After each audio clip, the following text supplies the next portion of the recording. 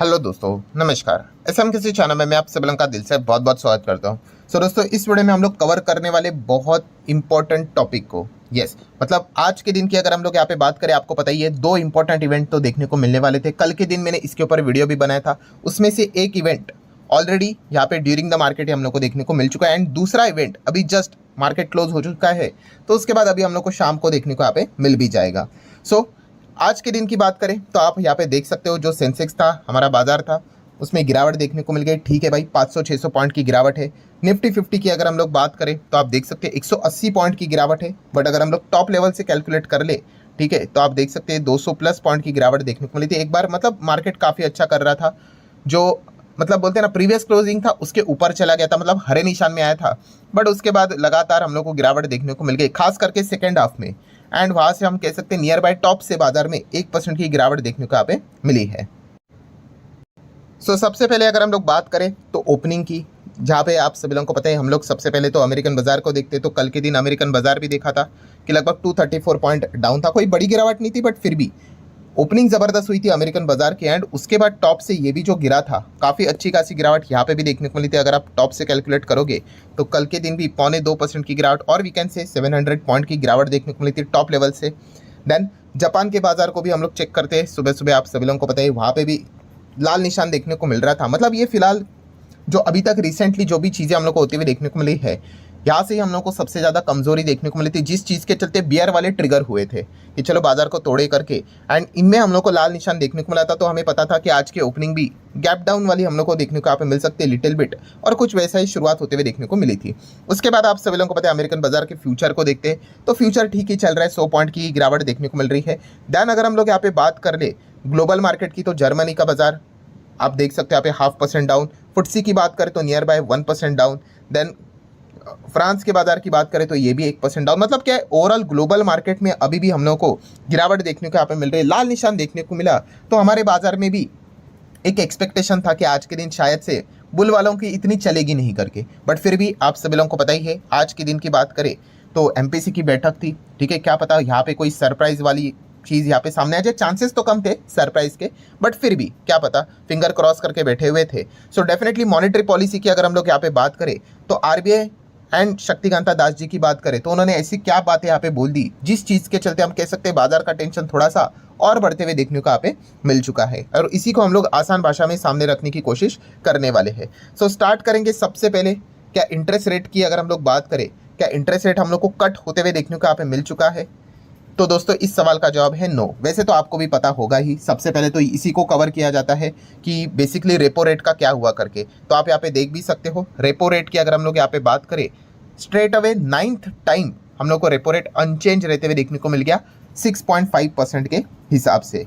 तो चले भाई, रेट कट की जो उम्मीद यहाँ पे वैसे तो नहीं थी, बिकॉज आपको पता ही फेड के पहले रेट कट करना थोड़ा डेंजरस डिसीजन साबित यहाँ पे हो सकता है, बट स्टिल जिस प्रकार से बैंक ऑफ इंग्लैंड ने कर दिया या फिर बैंक ऑफ जापान ने तो रेट हाइक कर दिया, इस वक्त के दुनिया भर के जितने भी सेंट्रल बैंक थे काफ़ी ज़्यादा एक दूसरे के खिलाफ मतलब अलग अलग दिशा में जाते हुए देखने को मिल रहे थे। तो थोड़ी होप भी थी, क्या पता आरबीआई भी कुछ ऐसा कर दे करके, बट नहीं, चलो रेट कट यहाँ पे कुछ भी होते हुए देखने को नहीं मिला। देन बात करें एसडीएफ की, तो क्या एसडीएफ में कोई चेंज किया? कोई भी चेंज नहीं किया। देन मॉनेटरी पॉलिसी का जो स्टैंड था, ठीक है, वो क्या आरबीआई ने यहाँ पे बदला? तो वो भी नहीं बदला। मतलब सारी चीज़ें जो पुरानी थी वही चीज़ें हम लोग को कंटिन्यू होते हुए देखने को मिली। तो कोई चीज़ें बदली है क्या? हाँ, कुछ चीज़ें बदली है, तो उसके ऊपर अभी हम लोग जरूर आएंगे, जैसे कि जीडीपी। अभी जीडीपी में भी अलग अलग फोरकास्टिंग आरबीआई देता है। तो सबसे पहले अगर हम लोग बात करें फाइनेंशियल ईयर 25 की अगर हम लोग बात करें, तो क्या उसका जो फोरकास्टिंग आरबीआई ने यहाँ पे दिया था, तो क्या उसमें कोई बदलाव किया है? नहीं, उसमें कोई बदलाव यहाँ पे नहीं किया है। तो किस में बदलाव किया है? जीडीपी के इसमें। तो दोस्तों Q1 का जो जीडीपी का अनुमान आरबीआई ने यहाँ पे बताया था इसके पहले के एमपीसी की बैठक में, हाँ, उसको थोड़ा सा उन्होंने यहाँ पे घटा दिया है। मतलब आप यहाँ पे देख सकते हो कि जो पूरे साल का जो FY25 का जीडीपी का जो प्रोजेक्शन था वो 7.2 बताया था, वैसे ही रखा पूरे साल का। बट अगर हम लोग यहाँ पे बात करें, अगर मैं नीचे यहाँ पे आ जाऊँ, क्वार्टर ऑन क्वार्टर का भी डेटा देते ना, ये वाला डेटा, ये 7.1 उन्होंने यहाँ पे कर दिया, ये कम कर दिया। इसके पहले 7.2 या फिर 7.3 बताया था Q1 का, वो 7.1 कर दिया। तो अभी Q1 का जीडीपी का डेटा सामने आ जाएगा, सो उन्होंने थोड़ा सा कम यहाँ पे करके बता दिया। ठीक है, ये छोटे मोटी चीज़ें रहती है, बस याद रखनी, कोई बहुत बड़ा ऐसा नहीं है। देन अगर हम लोग यहाँ पे आगे बढ़ेंगे दोस्तों, तो इन्फ्लेशन से रिलेटेड भी अगर सबसे पहले अगर देखा गया कि आरबीआई ने जो पुराना बात बोली थी कि पूरे साल का फाइनेंशियल 25 की बात करें कि 4.5% का इन्फ्लेशन रहेगा, ये अनुमान दिया था। तो क्या बदला उन्होंने? नहीं, अनचेंज रखा पूरे साल का। ठीक है, मतलब जीडीपी की भी बात करें वैसा ही रहा इनका। बट इंटरनली क्वार्टर 1 2 3 4 हम लोग को देखने को मिलता है, हाँ वहाँ पे उन्होंने कुछ बदलाव यहाँ पे किया है। कहाँ पे बदलाव किया है? क्वार्टर 2 एंड क्वार्टर 3 का जो इन्फ्लेशन आएगा वहाँ पे उन्होंने थोड़ा बहुत बदलाव यहाँ पे किया। अर्लियर मीटिंग में उन्होंने क्या बोला था वो चेंज कर दिया। मतलब क्वार्टर 2 की अगर हम लोग बात करें, ठीक है, तो क्वार्टर 2 में पहले उन्होंने बोला था भाई ये तो 3.8 आएगा करके, ठीक है, वो उन्होंने बदल दिया। अभी बोल रहे कि भाई 4.4 आएगा, मतलब बढ़ा दिया, बहुत बढ़ा दिया। ठीक है, एंड क्वार्टर 3 की अगर हम लोग बात करें वहाँ पे उन्होंने बोला था 4.6 आएगा इसके पहले, ठीक है, पुराना वाला। अभी कितना बोल रहे? 4.7। मतलब आप देख सकते हैं 3.8 से 4.4 कर दिया, 4.6 से 4.7 कर दिया। किसका? क्वार्टर 2 एंड क्वार्टर 3 की हम लोग यहाँ पे बात कर रहे हैं। एंड क्वार्टर 4 की अगर हम लोग बात करें तो 4.5 बताया था, ठीक है, वो कम करके 4.3 बताया है। मतलब हम कह सकते हैं कि ये जो क्वार्टर 2 एंड 3 यहाँ पे रहेगा, ठीक है, वहाँ पे थोड़ी सी महंगाई आरबीआई थोड़ी ज़्यादा एक्सपेक्ट कर रहा है as compared to the earlier forecasting. तो ये एक चीज़ हम लोग को देखने को मिल चुकी है। देन अगर हम लोग बात करें आरबीआई को टेंशन किस चीज़ का है, तो टेंशन की बात करें दोस्तों तो अनसर्टन मॉनसून हम लोगों को हमारे देश में जो देखने को यहाँ पे मिल रहा है। ठीक है, पैटर्न आप देख सकते हो काफ़ी बदल चुका है। कभी कभी हम लोगों ने ये भी देखा है कि जो मानसून का जो पीरियड रहता है उसके बाद सडनली कभी कभी बारिश यहाँ पे हो जाती है। तो इस चीज़ के चलते आरबीआई को थोड़ा डर है। ठीक है, ये सवाल एक्चुअली में उनको इसमें पूछा गया था प्रेस कॉन्फ्रेंस में, सवाल जवाब जब होते हैं तब, कि आपने ये फोरकास्टिंग चेंज क्यों किया गई। एंड ये यूजुअली क्वार्टर 2 3 में देखा गया तो वो चेंज करते ही है मानसून के चलते। ठीक है, एंड इस चीज़ के चलते उनको टेंशन ये है कि जो फूड इन्फ्लेशन है वो बढ़ सकता है अगर मानसून अगर ऊपर नीचे अगर हुआ तो। एंड फूड इन्फ्लेशन आपको पता ही है, यूजुअली सीपीआई जो इंडेक्स रहता है उसमें नियर बाय 45 to 50%, आधा परसेंट मतलब हाफ, अगर हम लोग बात करें 50% कॉन्ट्रीब्यूशन तो इन्हीं का ही रहता है। सो फूड इन्फ्लेशन अगर बढ़ेगा तो ओवरऑल इन्फ्लेशन को भी वो बढ़ा सकता है, इसलिए उन्होंने फोरकास्टिंग बढ़ा के रखी हुई है। देन अगर हम लोग बात करें दोस्तों तो जैसे आपको बताया उनकी commentary and question and answer उनको जो यहाँ पे पूछे गए और उसके जो जवाब उन्होंने दिए हैं वो आपके सामने आसान भाषा में यहाँ पे रखना चाहूँगा। सबसे पहले कि आरबीआई ने जो फैसला लिया है कि रेट इस वक्त भी अनचेंज रखेंगे, तो क्या ये यूनानिमसली डिसीजन लिया है? टोटल 6 मेंबर्स होते हैं आरबीआई के, तो उन्होंने कहा नहीं 4:2 के हिसाब से। वो तो वैसे भी उन्होंने फर्स्ट स्टेज में ही बताया था कि अनचेंज रख रहे विद द 4:2 के हिसाब से। 4:2 मतलब एमपीसी के 6 मेंबर में से 4 मेंबर कह रहे थे कि रेट को नहीं बदलेंगे करके, और वही फाइनल डिसीजन हुआ, मेजॉरिटी विंस। ठीक है, बट 2 मेंबर ऐसे थे उन्होंने कहा कि भाई रेट कट कर दो करके 25 बेसिस पॉइंट का इस वक्त, तो उन्होंने वोट किया था। तो उनमें से एक है, आप सभी लोगों को यहाँ पे पता ही होगा इनके बारे में,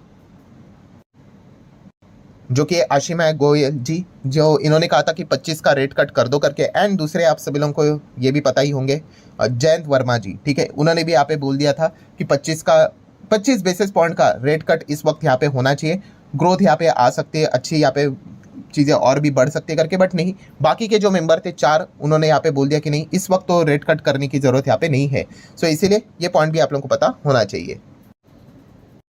सो अभी आगे बढ़ेंगे। देन दोस्तों अगर हम लोग यहाँ पे बात करेंगे किससे रिलेटेड, इंटरेस्ट रेट कट की अगर हम लोग यहाँ पे बात करें, ठीक है, तो इससे related target, interest rate cut मतलब एक अनुमान होता है ना कि आरबीआई मतलब पूछा जाता है कि अभी भी आपने रेट कट नहीं किया, मतलब आपका टारगेट क्या, आप चाहते क्या हो। इसके पहले आरबीआई कैसे बोलता था कि 6 के नीचे यहाँ पे रहना चाहिए, ठीक है, एंड 4 के करीब यहाँ पे रहना चाहिए, ठीक है, बट अभी आरबीआई का टारगेट हम लोगों को चेंज होते हुए देखने को मिल चुका है। चेंज मतलब अभी का जो मतलब जो पॉइंट उन्होंने सामने यहाँ पे रखा है, इस चीज़ के चलते थोड़ी सी गड़बड़ यहाँ पे हुई है। गड़बड़ मतलब आपको बताना चाहूँगा, उन्होंने कहा कि 4% के ऊपर कांस्टेंट यहाँ पे इन्फ्लेशन आना चाहिए। उन्होंने ये नहीं कहा कि अगर इन्फ्लेशन अगर 4 पॉइंट समथिंग 4.5 4.6 ऐसा होगा तो उसको हम 4 नहीं कहेंगे। 4 मतलब 4 के आसपास लगातार लगातार लगातार यहाँ पे होना चाहिए, या फिर थोड़ा नीचे भी चला गया तो भी चलेगा, तभी जाके हम लोग रेट कट का विचार करेंगे। ये जो पॉइंट यहाँ पे बोला आरबीआई ने, इससे काफ़ी ज़्यादा अनसर्टेनिटी मतलब हम लोगों को मार्केट में देखने को मिल गई। मतलब देखिए अभी यहाँ पे हिंट क्या दे दिया आरबीआई ने कि अगर आप ये कह रहे हो कि 4% पे कॉन्स्टेंटली जब इन्फ्लेशन देखने को मिलेगा, Q1 2 3 4 Q1 मतलब 1 2 3 4 4 4 4 के आसपास 4.14 3.9 अगर ऐसा देखने को मिल जाएगा, तो उस हिसाब से देखा गया तो भाई दिसंबर तक भी रेट कट तो होने के चांसेस ही नहीं रहेंगे। ये हिंट हम लोग को मिलते हुए देखने को मिल जाते हैं। आप बोलोगे ऐसा कैसे हिंट मिल गया, तो दोस्तों अभी तो आरबीआई ने यहाँ पे बता दिया कि वो क्वार्टर 2 क्वार्टर 3 के इन्फ्लेशन का फोरकास्टिंग उन्होंने ही बोला 4.4 4.7 करके, और उन्होंने जैसे कहा था कि हम तो 4% तक जब तक कॉन्स्टेंटली नहीं आता है तब तक तो हम लोग रेट कट का विचार नहीं करेंगे। तो उस हिसाब से देखा गया तो 4.4 4.7 अगर आ भी गया भविष्य में, स्टिल आप रेट कट तो यहाँ पे नहीं करोगे, क्योंकि आप तो 4 की बात लेकर चल रहे हो। और इस चीज़ के चलते दोस्तों बाजार में एक नाराजगी देखने को मिल गई। एंड कुछ लोगों का ने तो ये भी एक चीज़ कैलकुलेट करके देख ली, क्योंकि अगला भी अगर आप देख ही रहे हो तो वो भी कितना बता रहे 4.3, तो 4 तो नज़र ही नहीं आ रहा है। तो इस हिसाब से तो क्या इस साल में पूरे मतलब फाइनेंशियल 25 मार्च तक अगर हम लोग बात करें रेट कट होगा ही नहीं। तो ये एक पॉइंट देखने को यहाँ पे मिल गया, इसके चलते काफ़ी अनसर्टेनिटी बाजार में देखने को यहाँ पे मिल गई। बट डोंट वरी, ये कोई परमानेंट चीज़ नहीं होती है दोस्तों, ये चीज़ें बार बार बदलती रहती है। एंड सबसे बड़ा गोल्डन पॉइंट तो हम लोग को अगले मंथ में ही सितंबर में देखने को मिलने वाले एफओएमसी के ऊपर ज़बरदस्त प्रेशर देखने को मिल रहा है रेट कट करने से रिलेटेड। अगर एफओएमसी फेड अगर रेट कट कर देगा तो मैक्सिमम दुनिया भर के सेंट्रल बैंक के ऊपर प्रेशर आ जाता है कि उनको भी रेट कट करना चाहिए करके। ठीक है, तो ये एक गोल्डन पॉइंट है, उसको भी हम लोगों ने नोट करके यहाँ पे चलना है। सो ठीक है दोस्तों, जो पूरी कहानी थी वो मैंने आप लोगों को थोड़ा सा आसान भाषा में यहाँ पे एक्सप्लेन करके यहाँ पे बता दी। ठीक है, जैसे कि समरी के फॉर्म में बता दूं, कोई रेट चेंज यहाँ पे नहीं हुआ है। ज़्यादातर चीज़ें जो पुरानी बताई थी वैसे यहाँ पे रख दी। थोड़ा सा Q1 या फिर Q2-3 से रिलेटेड जीडीपी एंड इन्फ्लेशन का डेटा में उन्होंने चेंज करके रखा है। हाँ, बट जो टारगेट उन्होंने बोल दिया 4% कॉन्स्टेंट यहाँ पे होना चाहिए इन्फ्लेशन, इसके चलते फिर अगर वो अपने बात के ऊपर अगर कायम ही रहते हैं तो फिर डेफिनेटली हम कह सकते हैं फिर उन्हीं के प्रोजेक्शन के हिसाब से दिसंबर से लेकर मार्च तक की भी अगर हम लोग बात करें, पूरे फाइनेंशियल ईयर की तक बात कर ले 25 के हिसाब से,